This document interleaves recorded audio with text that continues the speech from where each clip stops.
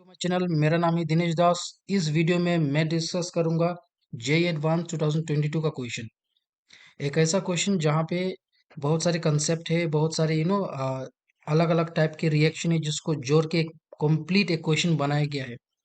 अगर आप ये वीडियो देखोगे तो आप लोगों को कई सारे टॉपिक के इंफॉर्मेशन कंसेप्ट पता चल जाएंगे। ठीक है ना। और यहाँ पे मैं कुछ कुछ बेसिक भी डिस्कस करूंगा जिसके लिए मतलब जिसको देख के आपको कई फायदे भी होंगे अपकमिंग एग्जाम्स के लिए। ठीक है। तो चलिए स्टार्ट करते हैं। तो यहाँ पे जो क्वेश्चन जो दिया गया है, इस क्वेश्चन में ये बताया गया है कि देखो, यहाँ पे पहले सबसे पहले कंप्लीट रिएक्शन दे दिया गया है।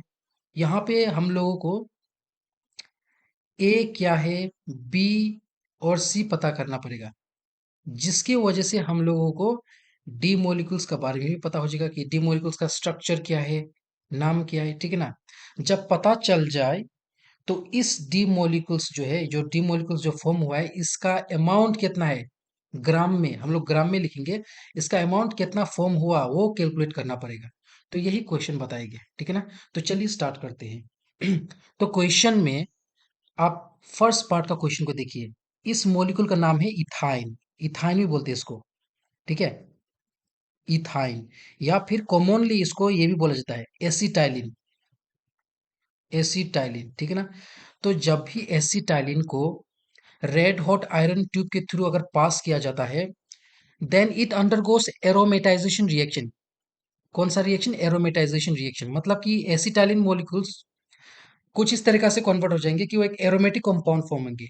तो कौन से एरोमेटिक कंपाउंड फॉर्म होंगे, यहाँ पे मैं ऑलरेडी लिख चुका हूँ, वो है बेंजीन। ठीक है ना। तो देखिए कितनी एसिटाइलिन चाहिए हम लोग को? 3। ठीक है ना। तो जिसमें क्या होता है ना, यहाँ पे देखिए, आप एरो मार्क दिखाई दे रहा हो यहाँ पे। यहाँ का जो ये एसिटाइलिन का जो पाइबोन है, ये पाइबोन इस तरफ शिफ्ट होगा। ठीक है ना। जिसकी वजह से ये कार्बन और इन कार्बन के बीच में एक सिग्मा बॉन्ड क्रिएट होगा। ठीक है ना। अब ये कार्बन का वैलेंसी तो डिस्टर्ब हो जाएगा जब ये बॉन्ड यहाँ, मतलब कि अगर ये पाई बॉन्ड यहाँ पे शिफ्ट होने होके अगर बॉन्ड फॉर्म हो गया तो ये कार्बन खुद को स्टेबलाइज करने के लिए क्या करेगा, ये अपना दूसरा पाई बॉन्ड बॉन्ड फॉर्म करने के लिए दूसरे कार्बन के साथ यहाँ पे शिफ्ट किया जाएगा, जिसके वजह से ये कार्बन और ये कार्बन के बीच में सिग्मा बॉन्ड फॉर्म हो जाएगा।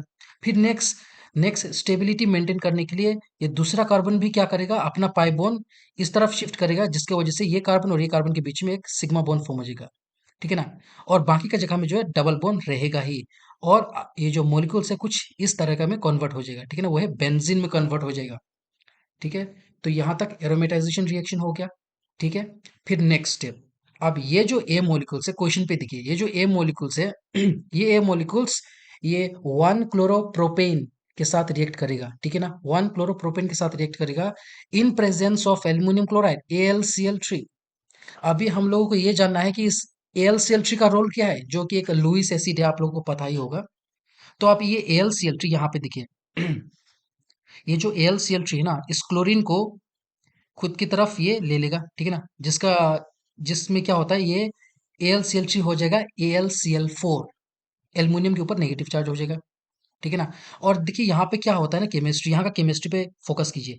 ये जब भी क्लोरीन जब इस 1 क्लोरोप्रोपेन को लीव करता है ना, तो क्या होता है, ये क्लोरीन तो एक इलेक्ट्रोनेगेटिव एलिमेंट है, तो यहाँ से ये अपना पूरा इलेक्ट्रॉन भी लेके निकल जाता है।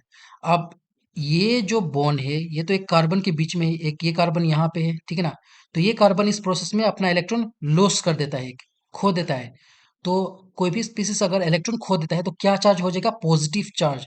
तो ये जो मॉलिक्यूल्स है 1 क्लोरोप्रोपेन कुछ इस तरीका में कन्वर्ट हो जाएगा। यहाँ पे देखिए पॉजिटिव चार्ज कहाँ पे है? ये लास्ट कार्बन पे। ठीक है ना। ये लास्ट कार्बन पे है। और ये देखिए यहाँ पे, ये कार्बन पे अगर पॉजिटिव चार्ज हो गया तो ये किस तरीका का ये कार्बोकेटाइन है एक्चुअली? ये तो एक प्राइमरी कार्बोकेटाइन। ठीक है ना। और इस मॉलिक्यूल में एक क्या होता है, ये खुद को एक स्टेबिलाइज रिएक्शन को अगर फास्टर प्रोसीड करने के लिए इसमें एक और पॉसिबिलिटी हो जाता है कि खुद को एक इस तरीका से रीअरेंज करेगा। ठीक है ना। कि उसका जो नेक्स्ट एडजेसेंट कार्बन है ना, इसका एक हाइड्रोजन इस कार्बन को डोनेट कर दिया जाएगा। ठीक है। इसके तरफ, ताकि एक स्टेबल कार्बोकेटायन में कन्वर्ट हो जाएगा। अब ये कौन सा टाइप का कार्बोकेटायन है? ये हो गया सेकेंडरी कार्बोकेटायन। ये है सेकेंडरी कार्बोकेटायन, ये है प्राइमरी कार्बोकेटायन। और सेकेंडरी कार्बोकेटायन ज्यादा स्टेबिलाईज होता है प्राइमरी कार्बोकेटायन से। जितना ज्यादा स्टेबिलाईज रहेगा ये कार्बोकेटायन, उतना ये रिएक्शन फास्ट प्रोसीड करेगा, ठीक है ना।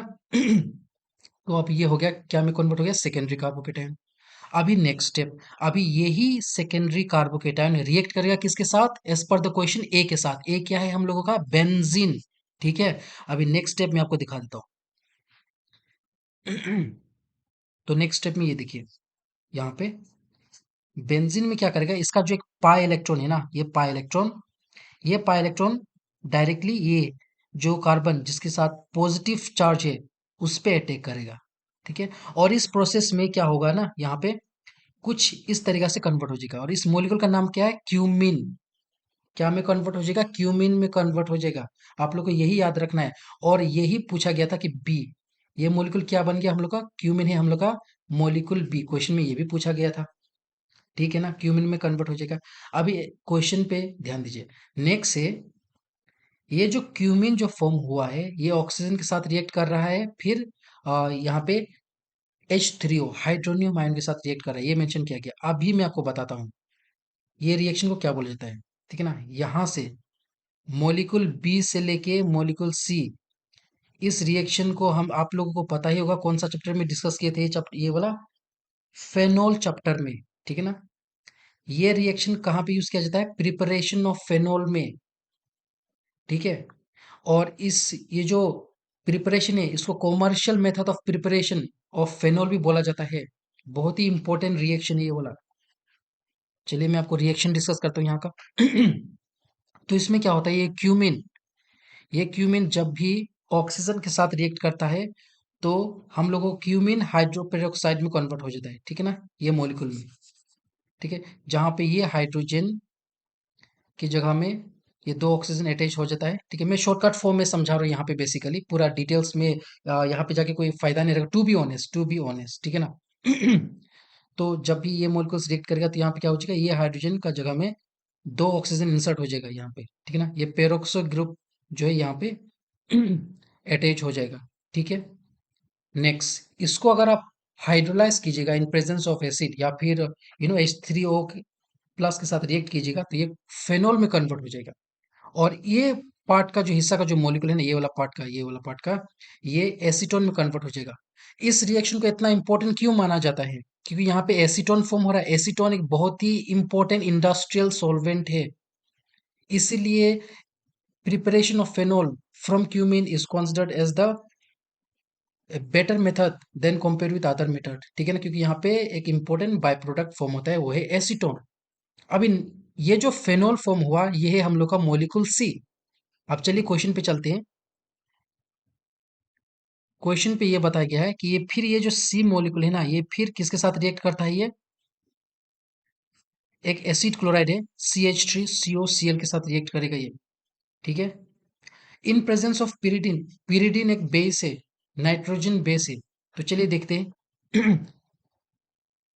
तो आप देखिए, ये जो एसिड क्लोराइड जो यहाँ पे मेंशन किया गया है, ठीक है ना, यहाँ पे क्लोरीन डायरेक्टली बॉन्डेड है कार्बोनिल कार्बन के पास, ठीक है। और नेक्स्ट मॉलिक्यूल क्या है हम लोग का? वो जो फेनोल था, वो था मॉलिक्यूल सी, ठीक है ना। यही तो है ना हम लोग का मॉलिक्यूल सी। तो फेनोल के पास एक एक्टिव हाइड्रोजन है, ये जो हाइड्रोजन है ऑक्सीजन के साथ, ये एक एक्टिव हाइड्रोजन है। यहाँ पे आपको ना एक शॉर्टकट मेथड में बता दो, जब भी एक्टिव हाइड्रोजन मॉलिक्यूल जब भी एसिड क्लोराइड के साथ रिएक्ट करता है, तो आपको क्या कर देना है? देखिए क्लोरीन को ना, उस एसिड क्लोराइड को इस तरीका से लिखे कि क्लोरीन डायरेक्टली हाइड्रोजन का सामना हो, और ये हाइड्रोजन और ये क्लोरीन को आपको बस एलिमिनेट कर देना है। यहाँ पे एलिमिनेट कर दीजिए, तो क्या बन जाएगा? HCl हो गया बाय प्रोडक्ट, ठीक है। और बाकी का पोर्शन को आप मॉलिक्यूल को डायरेक्टली अटैच कर दीजिए, ठीक है। ये एक शॉर्टकट मेथड है, क्योंकि आपको बेसिकली एग्जाम में शॉर्टकट मेथड ही फॉलो करना है, ठीक है ना। तो क्या फॉर्म हो जाएगा? एस्टर फॉर्म हो जाएगा, ठीक है। ये पॉइंट आप हमेशा याद रख लीजिएगा कि जब भी फेनोल एसिड क्लोराइड के साथ रिएक्ट करता है in presence of pyridine base, ठीक है ना, pyridine बेस, तो एस्टर फॉर्म होता है।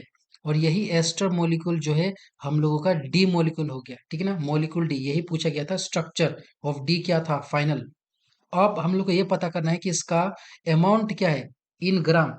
तो इसका जो फॉर्मूला है ना, ये डी का, वो है C8H8O2। ठीक है। अब देखिए इसमें हम लोग कैसे अमाउंट इसको कैलकुलेट करेंगे इन ग्राम में। इसका कार्बन का मोलिकुलर वेट कितना दिया है, 12। कितना है, 8, मल्टीप्लाई कर दीजिए, फिर ऐड कीजिए इसको हाइड्रोजन का मोलिकुलर वेट से, और कितना टाइम है, 8, तो यहाँ पे 1 × 8, फिर ऐड कीजिए ऑक्सीजन का एटॉमिक वेट कितना है, 16। कितना है ऑक्सीजन, 2, मल्टीप्लाई कर दीजिए। अभी इन सभी को आप ऐड कीजिएगा ना, तो आपको 136 मिलेगा, 136 ग्राम, और यही इसका आंसर है, 136 ग्राम है डी का। ठीक है। यहाँ पे मैं आपको एक और बात बताऊंगा कि ये reaction, reaction of phenol in presence of acid chloride, अगर इस रिएक्शन को आप, अगर AlCl3 के साथ अगर रिएक्ट करोगे, तो आपको प्रोडक्ट क्या फॉर्म होगा, एक फ्रीदल क्राफ्ट एसाइलेशन रिएक्शन हो जाएगा उस सिचुएशन में। ठीक है ना। और यहाँ पे दो प्रोडक्ट फॉर्म होगा, एक होगा ये वाला, दूसरा होगा यहाँ पे पैरा पोजीशन पे। ठीक है ना। ये हो गया आपका मेजर प्रोडक्ट, ये हो गया आपका माइनर प्रोडक्ट। ठीक है। ये होगा तब अगर pyridine का जगह में AlCl3 यूज किया गया है। ठीक है ना। पर अगर pyridine यूज करेगा तो एस्टर फॉर्म होगा। ये पॉइंट आपको पता होना चाहिए। ठीक है। तो बस इतना सा ही इस वीडियो में। I hope you have like the video. Next video में मैं जरूर फिर नेक्स्ट क्वेश्चन के साथ एक और नया कंसेप्ट लेके आऊंगा। Thank you so much for watching.